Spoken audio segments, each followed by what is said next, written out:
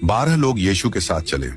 उन्होंने दूर दराज की जगहों तक उसका संदेश पहुंचाया, लेकिन जब यीशु को सूली पर चढ़ाया गया तो उनके रास्ते दर्द, सताव और बलिदान की ओर मुड़ गए।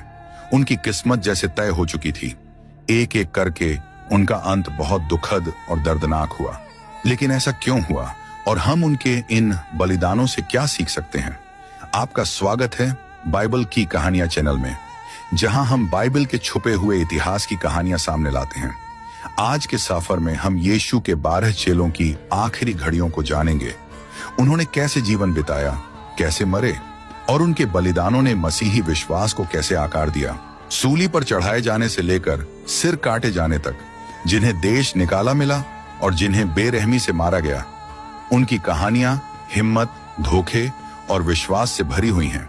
हमारे साथ बने रहिए, क्योंकि हम आपको ले चलेंगे उन सभी चेलों की आखिरी यात्रा पर और बताएंगे उन्होंने कौन सी विरासत हमारे लिए छोड़ी। वे मछुआरे थे, टैक्स इकट्ठा करने वाले थे, कुछ क्रांतिकारी सोच रखने वाले भी थे, आम लोग जिन्हें एक खास मकसद के लिए चुना गया था। इन 12 चेलों को यीशु ने खुद चुना था ताकि वे उसकी बातों को पूरी दुनिया में फैलाए।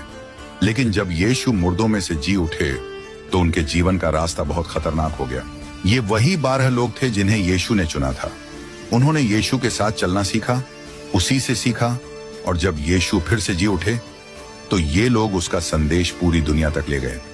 पतरस, साइमन पतरस, जिसे यीशु ने चट्टान कहा, जिस पर कलीसिया की नींव रखी गई। अंद्रियास, पहला जो बुलाया गया। याकूब, जब्दी का बेटा, वो जो गरज की तरह प्रचार करता था। यूहन्ना, वो चेला जिसे यीशु सबसे ज्यादा प्यार करते थे। फिलिपुस, सुसमाचार सुनाने वाला। बर्तुलमै, नथनएल, जो एक सच्चा इजरायली था।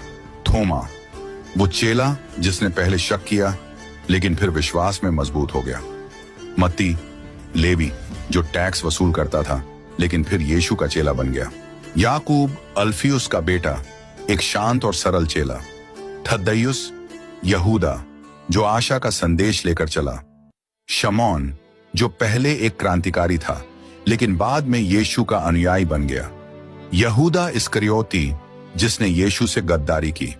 यीशु के पुनर्जीवित होने के बाद इन चेलों के सामने एक बहुत बड़ा काम था, उसका संदेश पूरी धरती तक पहुंचाना। उन्होंने बिना डरे पूरे विश्वास के साथ सफर शुरू किया। कुछ रोम की गलियों में प्रचार करते रहे तो कुछ भारत और इथियोपिया जैसे दूर देशों तक पहुंच गए। लेकिन इस मिशन की कीमत बहुत बड़ी थी।